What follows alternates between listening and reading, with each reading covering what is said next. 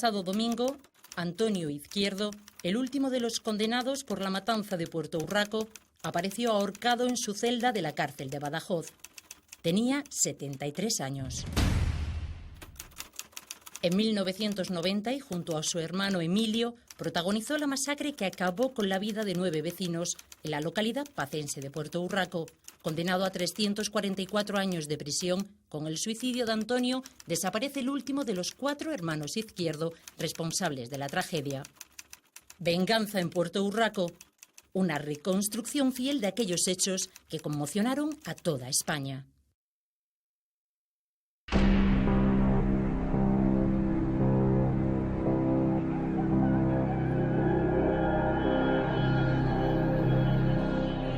Estas ancianas de aspecto frágil son Luciana y Ángela Izquierdo, las hermanas de los asesinos de Puerto Urraco. Dos mujeres que a los ojos de todos instigaron a Emilio y Antonio a acabar con las vidas de sus vecinos y de esta forma vengar la muerte de su madre.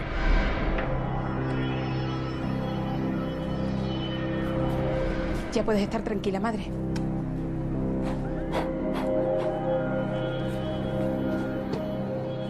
El 21 de agosto de 1990, un día después de la matanza, huían por miedo a posibles represalias. Se me olvidaron los vestidos. ¿Para qué quieres? Me lo llevo, me lo pienso llevar.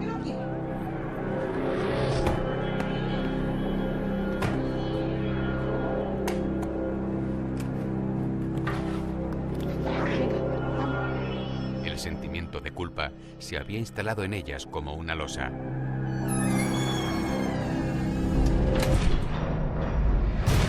Si hay un suceso sangriento en la crónica negra de España, es la matanza de Puerto Urraco.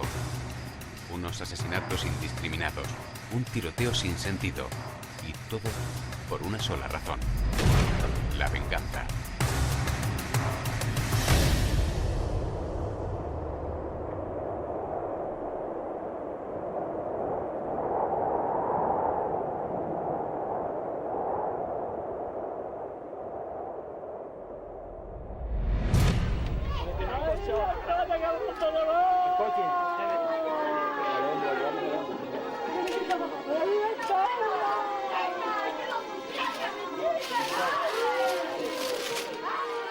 Nueve muertos y 6 heridos fueron el resultado de los odios ancestrales de 2 clanes vecinos.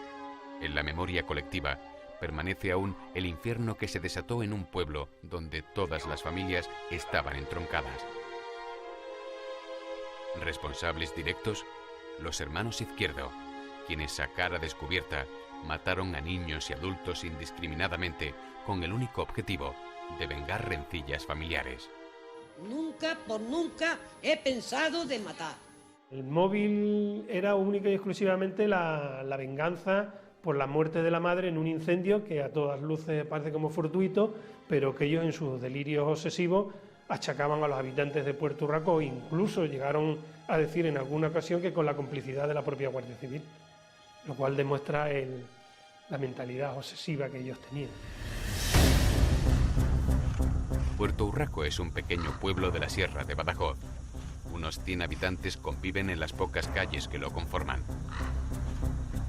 En un núcleo tan pequeño, casi todas las familias están emparentadas, pero a la vez que los matrimonios, entre ellos, ha ido creciendo a lo largo de los años un odio acérrimo que parece eterno. 2 de estos clanes enfrentados son los Cabanillas y los Izquierdo.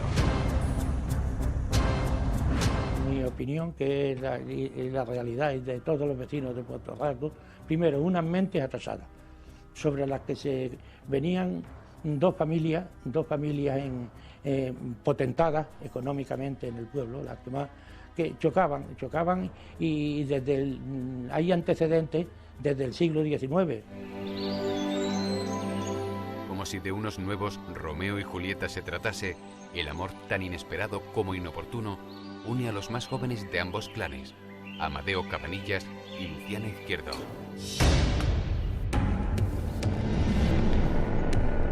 ¡Luciana! ¡Adentro! A pesar de los ancestrales rencores, ambas familias parecen aceptarlo y los planes de boda se ponen en marcha.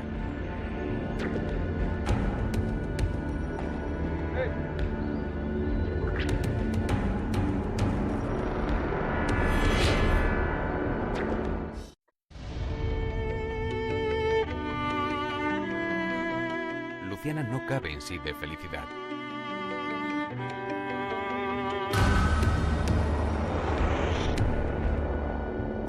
Por fin podrá salir de su casa, donde vive con sus 3 hermanos varones, Jerónimo, Emilio y Antonio, además de con su hermana Angelita y su madre, que desde que tiene memoria la recuerda postrada en una cama.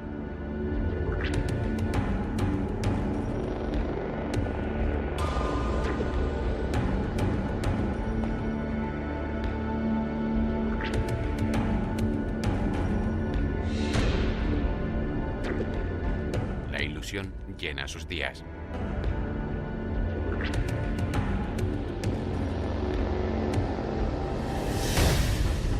Por alguna razón que el propio Amadeo se llevará a la tumba, el compromiso se rompe. Muchos aseguran que es un problema de lindes el que enfrenta aún más a las familias. Los terrenos y el ganado son el pan de las 2 familias y con eso no se juega. Así que Amadeo decide romper el compromiso a pocos días de la ceremonia. No quiero volver a verte nunca más. ¡Amadeo! Luciana jamás se vestirá de blanco.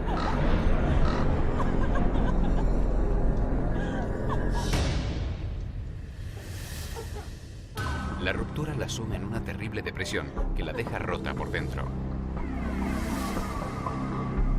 Pero el desplante no solo afecta a la joven. ¿Qué te pasa? ¿Por qué lloras, niña? ¿Por qué lloras?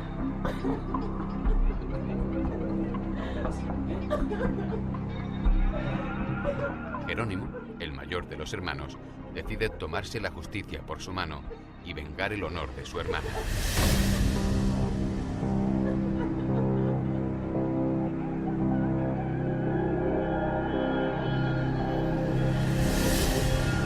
Un Cabanillas no puede hacer semejante desaire a una izquierda. Jerónimo ya ha decidido el destino de Amadeo.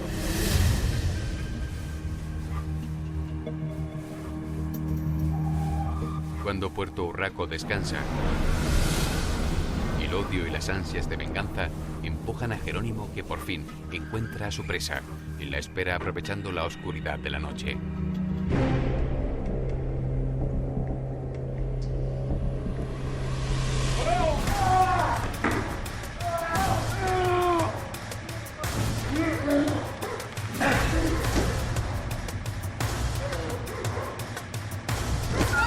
Amadeo Cabanillas muere en el acto y Jerónimo da irremediablemente con sus huesos en la cárcel. A partir de ese momento, el destino de las 2 familias se cruzan de manera trágica. Comienza así la espiral de venganzas que terminará el 20 de agosto de 1990. Jerónimo apuñaló a Amadeo Cabanillas, consiguió llegar hasta su casa y murió. Y Jerónimo fue detenido. El cuchillo con el que cometió el homicidio lo tiró a un pozo, que fue recuperado luego después. Como dato curioso es que Jerónimo había solicitado precisamente hace unos días antes permiso de arma blanca, que se le habían denegado en el cuartel de Esparragosa, al que pertenecía entonces Puerto Urraco. O sea que ya era una cosa que parece ser que lo estaba ya él rumiando en su mente.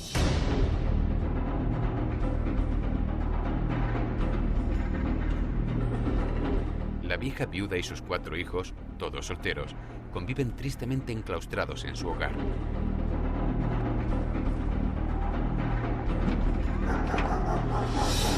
¿Quién andáis? Un día, la matriarca halla la muerte inesperada y violentamente. Postrada en su cama, es devorada por las llamas y el humo. Ni sus hijas pueden llegar a tiempo para rescatarla. Los hermanos Izquierdo piensan que el incendio ha sido provocado y que todo Puerto Urraco encubre a los causantes del siniestro. La ira y el deseo de venganza crecen.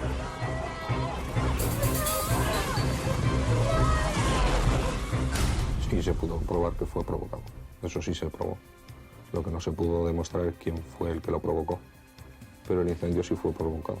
Parece ser que se tiró gasolina, pero incluso hay quien baraja, quien tiene la tesis de que fueran las propias hermanas por inculpar al Cabanillas, porque cuando fueron los bomberos y los vecinos y demás, los gritos no eran de dolor, eran de odio, por lo visto. Eran pidiendo venganza y pidiendo venganza. Según testimonios de aquel momento, yo hablé con ellas y con ellos precisamente del incendio. Entonces, bueno, pues contaban cosas tan disparatadas como que habían visto entrar a la Guardia Civil con material de guerra, o sea, como acusando a la Guardia Civil y demás. Cuando la auténtica verdad es que hubo vecinos que declararon que mientras la madre se estaba achicharrando, se estaba abrasando, pues todos ellos se preocupan de sacar la nevera, la televisión, las sillas. Eso es lo que cuentan los testigos de aquel suceso, ¿no? Los Izquierdo apenas se relacionan con los vecinos, solo lo estrictamente necesario para sus negocios. En el viejo caserón de Monterrubio, donde se han trasladado, se cuece la venganza durante años.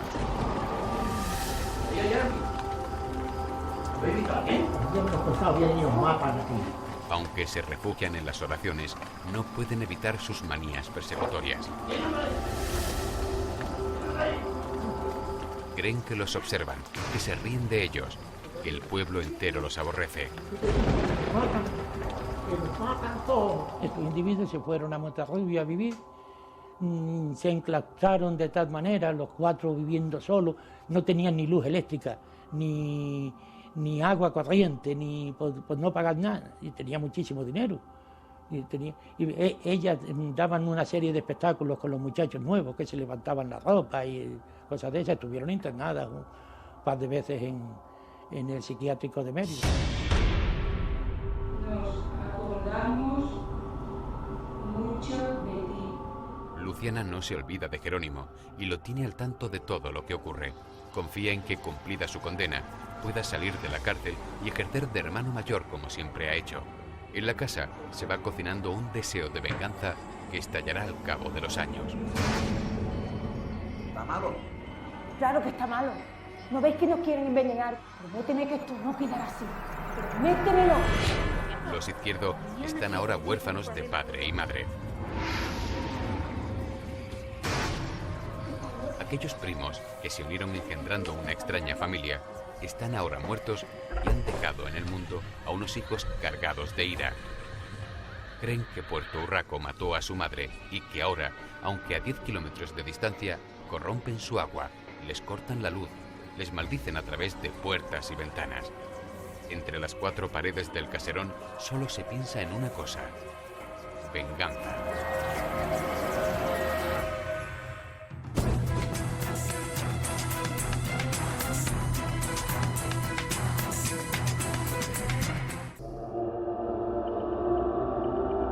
El recuerdo de su madre calcinada en la vieja cama de caoba sigue alimentando su sed de venganza como el primer día.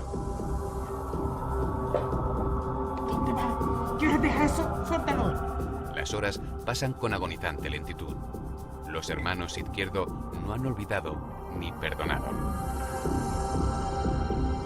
Ni siquiera su exacerbada religiosidad ha servido a los hermanos para hallar la paz que tanto necesitan. Ellos achacaban a antiguas rencillas por una relación amorosa que hubo entre unos familiares anteriormente y luego al incendio. Incluso llegaban a esa idea obsesiva de que creían que los querían matar, que los querían envenenar. Incluso llegaron a, creo, según contaban ellos, a quitar el contador de la luz porque el ruido del contador al pasar les molestaba. O sea, creían que eran espíritus o que eran algo propiciado por los habitantes para acabar con ellos.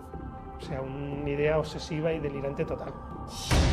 El sofocante calor de agosto aviva la ira de Luciana. Para ella, ha llegado la hora de saldar las cuentas pendientes.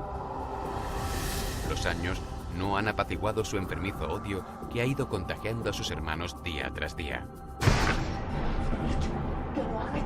Es pues hora de hacer justicia, de vengar a su madre.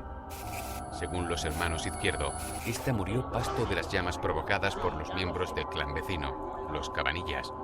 Algo que, aunque nunca pudo demostrarse, siempre creyeron con fe ciega.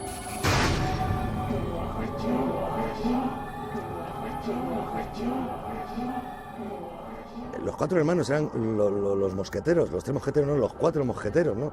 Eran los 4 mosqueteros. Una dependencia absoluta, el uno del otro, el uno del otro, el uno del otro. Y ya digo, ahí yo la que creo que da un poco las riendas de toda esta historia era Luciana. Las mujeres rezan con sus rosarios en las manos y repiten interminables oraciones. Un macabro plan sobrevuela las mentes de Emilio y Antonio. Entre pucheros y aperos de labranza se ha ido tejiendo una irrompible madeja de odios alimentada, además, por las manías persecutorias de todos. Están, digamos, cociendo su odio, elaborando su odio. Y llega un momento en que, por inducción de las hermanas o sin ella, que yo eso no lo sé, ellos no ven más salida que eso. Tienen la obligación de vengar una ofensa tan grave como la muerte de su madre, más bien es una actitud de cocción de un odio ancestral.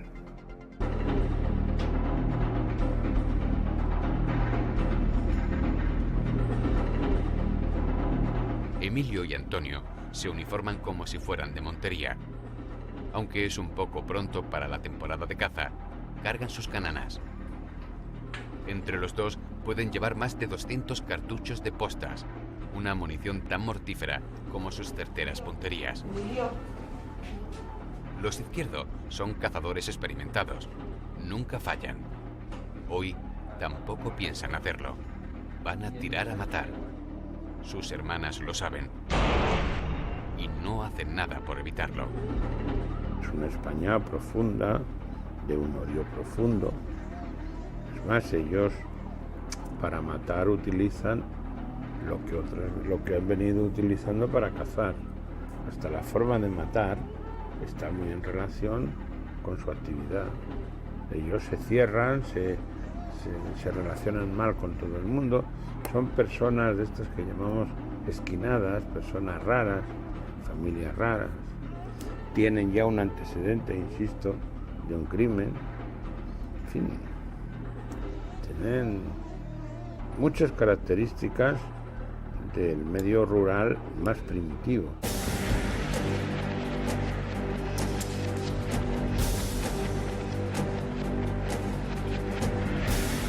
Emilio y Antonio se dirigen en profundo silencio hacia su destino. Nadie sospecha.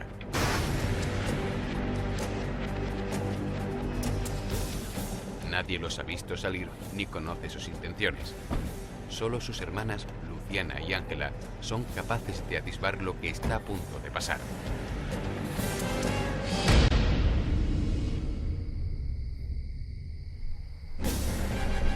Pero tal vez ni siquiera ellas imaginan el río de sangre que sus hermanos van a hacer correr por las calles de Puerto Urraco. A mí me parecen unas personas absolutamente cuerdas, pero muy frías. Hombre, dentro de, vamos a ver un poco, dentro de una limitación intelectual de unas personas que han estado cuidando ganado toda la vida, pero bueno, eso ocurrirá y seguirá ocurriendo, ¿no? Se notaba que eran dos personas que no habían estudiado ninguna carrera ni nada por el estilo, pero desde luego muy tontos, muy locos no estarían cuando tienen en el banco 10 millones de pesetas en aquella época y mil ovejas. Y controlar 1000 ovejas, pues de luego no lo hace cualquiera, ¿no?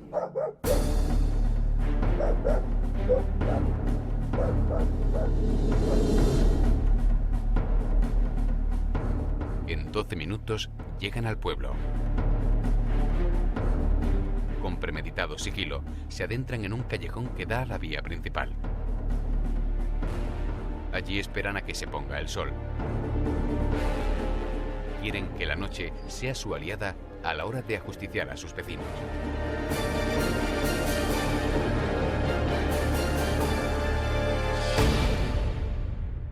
Parece ser que el odio entre las dos familias pues era muy antiguo, era un odio ancestral, y ellos en un momento dado pues pensaron que la mejor solución, o la única solución, era coger las escopetas y hacer lo que hicieron. La calle Carrera cobra vida tras el sofocante calor del día. Las hijas de Antonio Cabanillas se acercan al bar a tomar un refresco. Para las jóvenes, las vacaciones han finalizado y aún no les apetece ir a casa a dormir. Prefieren exprimir sus últimas horas en el pueblo. Nadie imagina que sus movimientos están siendo observados. Fue un plan totalmente maquinado, trazado, perfectamente pensado y además con tiempo. Utilizaron dos escopetas automáticas o semiautomáticas cargadas con 5 cartuchos. Llevaban cartuchos de posta, de balas y munición. Se vistieron de cazadores, se trasladaron al pueblo, se escondieron o se ocultaron esperando el anochecer para que hubiera más gente en la calle, y es cuando perpetraron el ataque, que su afán era exterminar, acabar o aniquilar, como quieran ustedes llamarle, a la mayor parte de los habitantes de Puerto Urraco, a los que culpaban de la muerte de su madre. Ajenos al infierno que se les avecina, en Puerto Urraco la noche discurre apaciblemente.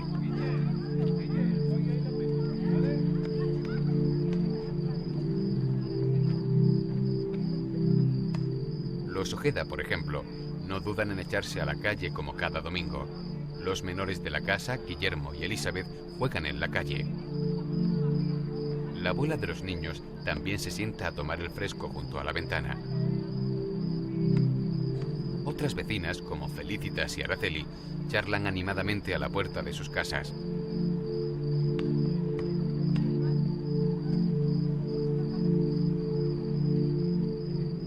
Las jóvenes se despiden y salen riendo del bar, uniéndose a los hermanos Elizabeth y Guillermo.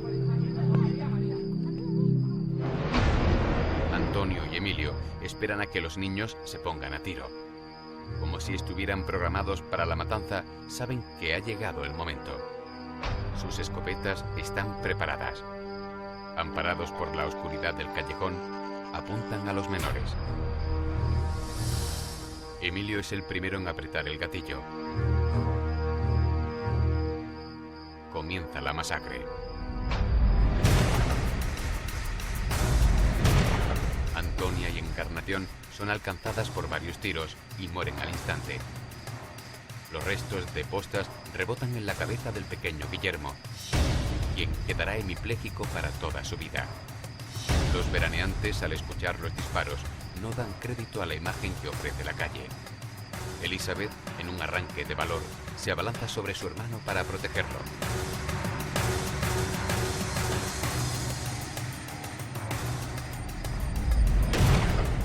Isabel, herida, se retuerce de dolor en el suelo.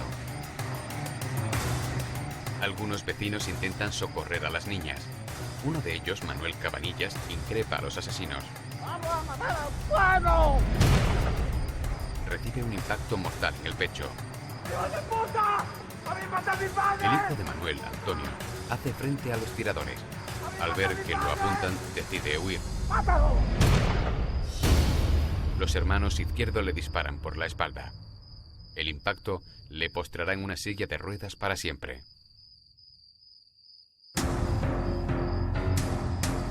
Felicitas, la madre de Antonio, sale al encuentro de su hijo.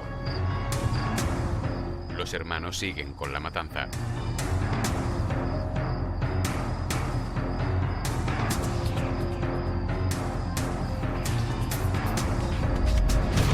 La hieren en un hombro, pero ya le han arruinado la vida, viuda y con un hijo de 25 años paralítico. Araceli correrá peor suerte.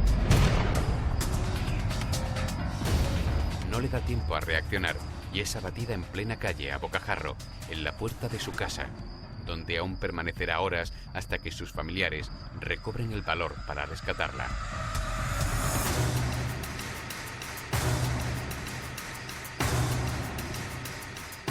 Andrés Ojeda, que ha visto con sus propios ojos cómo abatían a su hijo Guillermo, sale del bar a rescatarlo.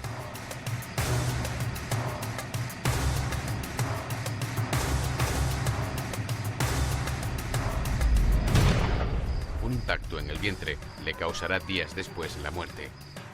La abuela de Guillermo sale a la calle en un admirable acto de valentía en busca de su nieto. También es brutalmente abatida.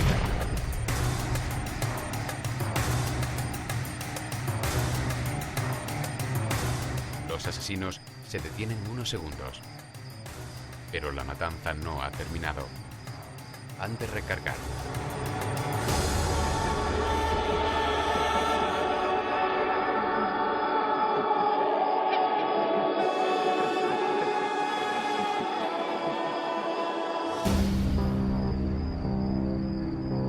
Emilio y Antonio retroceden y se apostan en la entrada del pueblo para tener una mejor perspectiva y que nadie pueda escapar a sus disparos.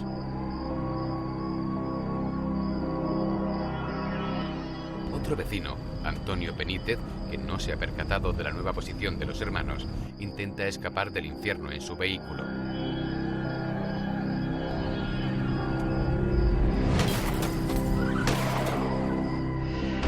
En los asientos traseros van su hermano Reinaldo y su cuñada Antonia. Ambos mueren en el acto por 2 nuevos disparos. Antonio, el conductor, baja la cabeza y milagrosamente se salva de las postas. Los intentos por paliar la masacre continúan. José Penco, primo del entonces alcalde, logra salir de Puerto Urraco con algunos de los niños heridos en el tiroteo.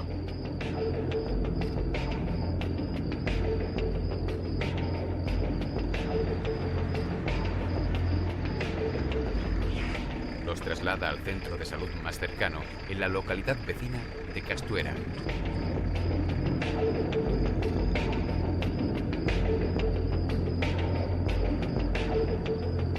Allí, José le cuenta al periodista Diego Godoy lo que está ocurriendo en Puerto Urraco. Godoy no da crédito a lo que oye y José vuelve apresuradamente al pueblo a por más heridos. Por un golpe de suerte, Godoy se salva del trágico final que le espera a José Penco.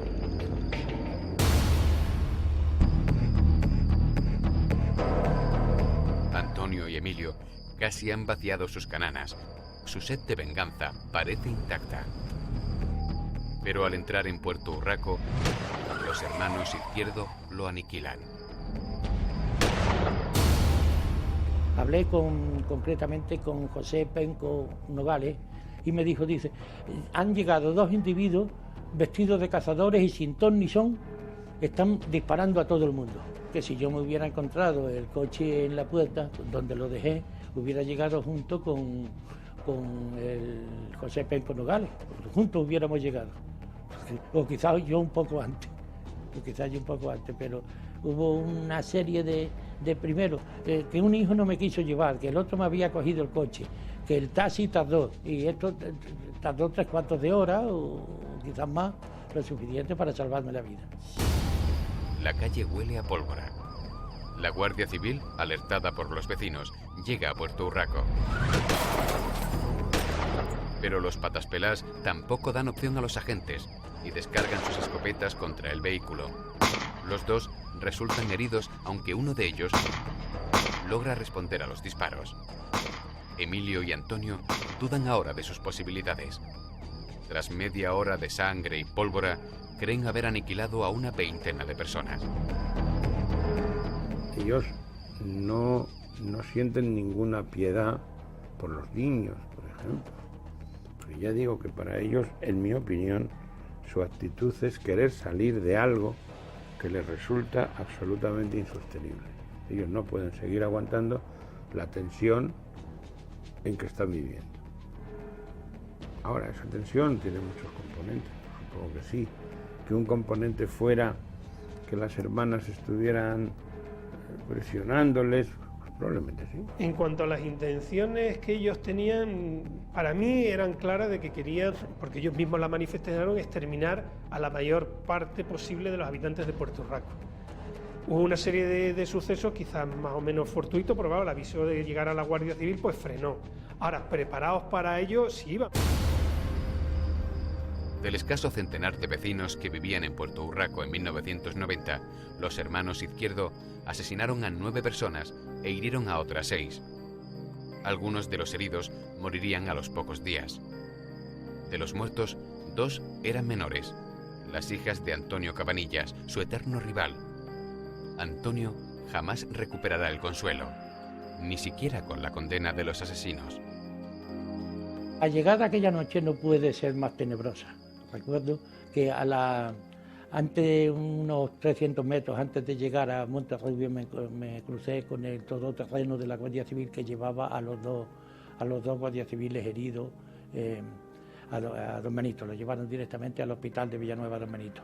Y José Penco, el conductor, atrás tendido, ya muerto. Se ve que murió en el acto. Al principio de la calle Carrera, pues totalmente normal, nadie, un silencio absoluto. La gente estaba toda metida en las casas, detrás de las puertas. Al llegar al centro social, aquello ya era lo más tenebroso. Allí estaban los zapatillos, las dos niñas, la Araceli muerta, caída. Los zapatitos de las dos niñas, me acuerdo que estaban los bancos, dado la vuelta todo. Y la sangre había corrido en cascada. Los hermanos son detenidos a la mañana siguiente agazapados en el monte. El momento es recogido por una impactante fotografía que da la vuelta a nuestro país y al mundo. Los asesinos se muestran aturdidos y cabizbajos. No ponen resistencia. Ellos además cuando les detienen pues agazapados, como dos conejillos, asustados, porque ellos sinceramente ya habían cumplido con su misión, ¿no? Y su misión era vengar la muerte de su madre, que según ellos había sido la gente del pueblo, los que habían prendido fuego a la casa y demás. Entonces ellos tenían la conciencia, bueno, el deber el sentimiento de haber cumplido con su deber, con su obligación. Los días posteriores fueron proporcionando nuevas e imborrables huellas en los supervivientes. Las calles, aún manchadas de sangre, veían pasar los féretros de los 9 muertos, entre ellos las 2 hijas de Antonio Cabanillas. Todo Puerto Urraco era un solo llanto. Encarnita que estaba toda en sangre, que solamente era sangre, no tenía ni un cachito de tela blanca, solamente sangre. Eso es lo que más me viene a mí a los ojos. La niña esa, que no sabía que era Encarnita, pero luego me lo dijeron. Entonces solamente era un bolito de sangre y eso es lo que no se me va de los ojos. Todos pedían justicia.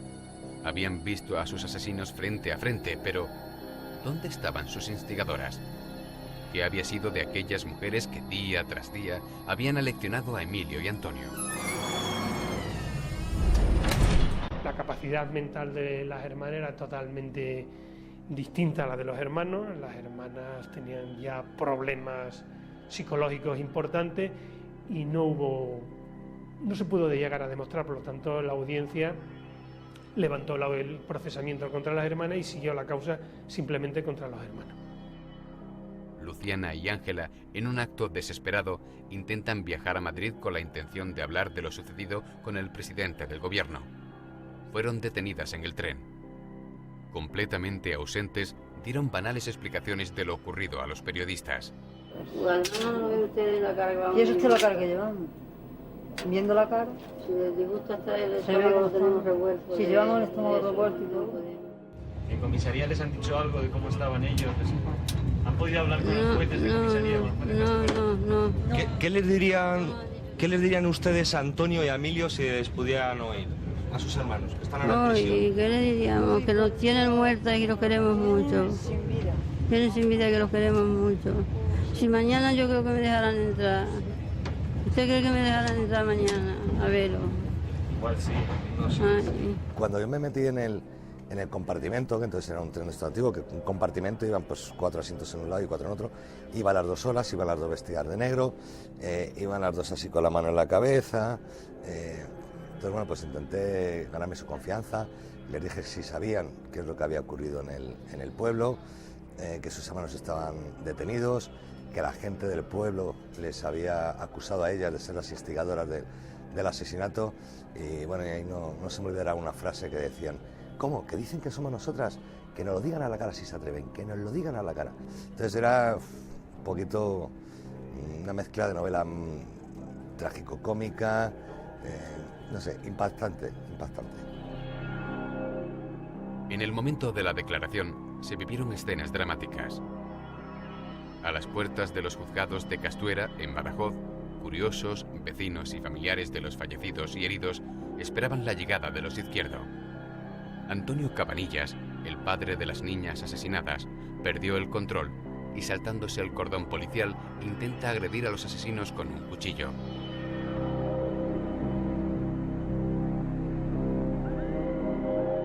La tensión se mantuvo en la etapa previa al juicio.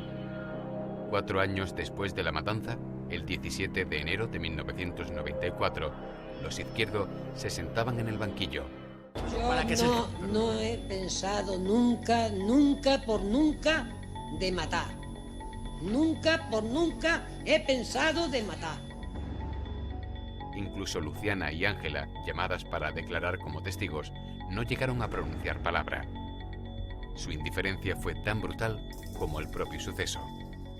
En ningún momento yo percibí en ellos arrepentimiento, tristeza, dolor, nada que pudiera inducir que estaban arrepentidos, valga la expresión, de su conducta, para nada. Ellos veían su conducta como necesaria, como que no habían tenido más remedio que hacer eso. Bueno, que me está usted poniendo la cabeza No, ya desde luego. mira, Loca, ¿usted por qué no me contesta lo que le he dicho yo de mi hermano? Porque yo no tengo por qué contestar a usted. Y de brazo roto cuando dijo la justicia que la muerte lo había traído el brazo. Silencio. ¿Por qué no me contesta otra vez? Continúe, Porque no me López. hacen a mí tantas preguntas. Si se encuentra usted, escuche. Que me voy a dejar de hablar ya porque ya me tiene usted muy negro. Los hermanos varones, cuando los procesados, que además eran los únicos procesados en este sumario, la actitud al principio era muy entera, como un poco altiva. Luego, a medida que fueron pasando los interrogatorios, bueno, pues ya reconocieron los hechos, si bien algunos de los hermanos lo iban matizando, incluso tuvieron algunas actitudes un poco altaneras, incluso con sus propios letrados. Y esa tensión acumulada pues dio lugar a que los familiares pues amenazaran, intentaran agredir, en fin. Pero bueno, las medidas de seguridad que se habían adoptado fueron realmente eficaces y no pasó de aquello mayores. La culpabilidad de Antonio y Emilio fue clara desde el primer momento, así como la premeditación. El gran reto del tribunal fue determinar si los hermanos Izquierdo sufrían algún tipo de trastorno mental, así como la influencia o grado de implicación de sus hermanas, Luciana y Ángela. Las hermanas porque son las autoras del crimen, eso por descontado, porque todo el mundo lo sabe, que ellas mismas han estado diciendo que iban a sembrar a los dos pueblos de luto.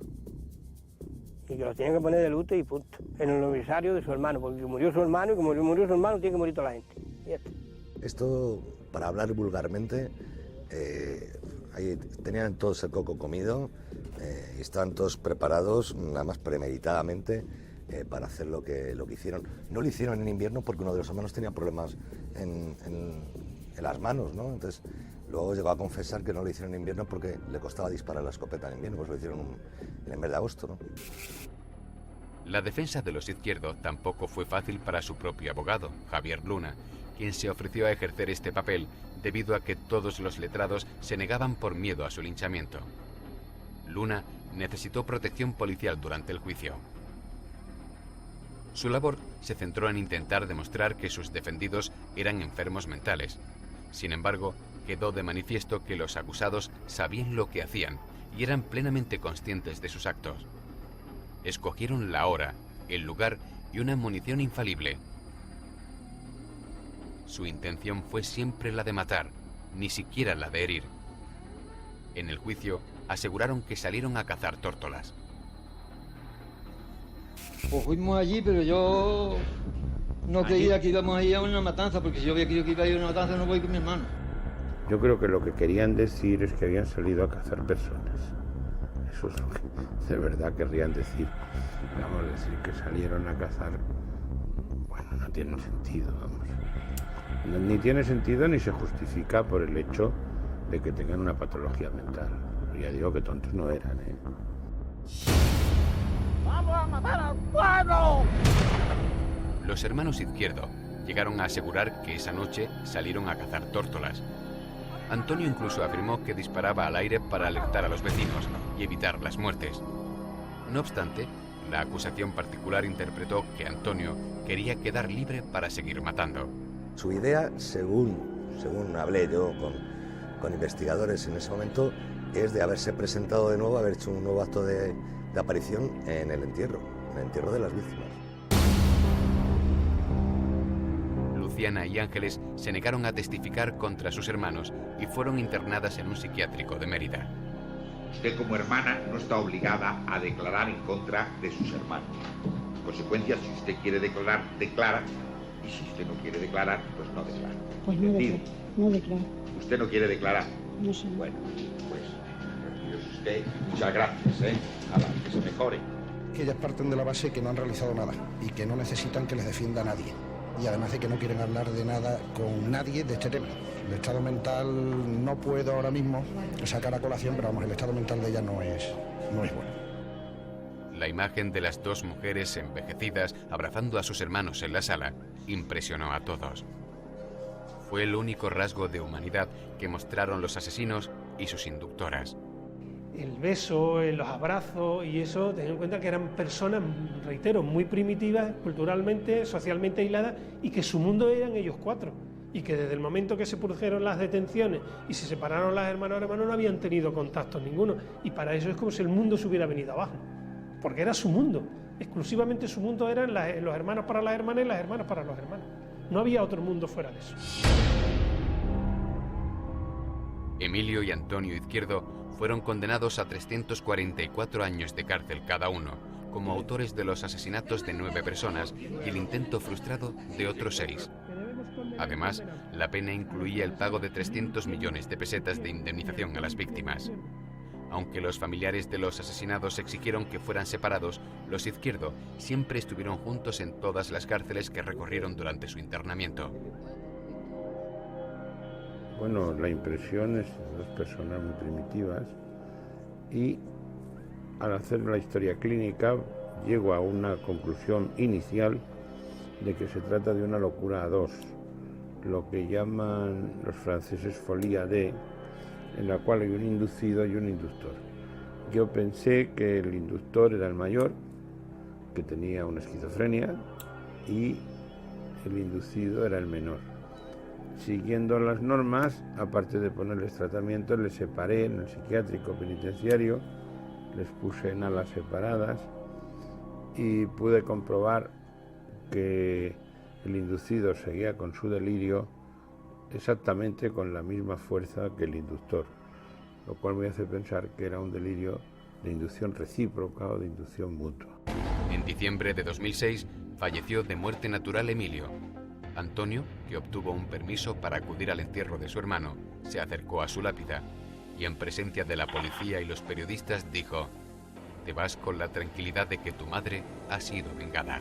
Esto no es un problema ya de Izquierdo ni de Cabanillas, sino que es un abismo que se ha creado aquí en todo el pueblo, ¿no? Que por supuesto creo que el pueblo va a ser capaz de superarlo y los vecinos, y que esto se quede aquí y que todos pongamos de nuestra parte lo que podamos para que esta venganza termine aquí y no vuelvan a suceder hechos como estos. Antonio continúa en la cárcel.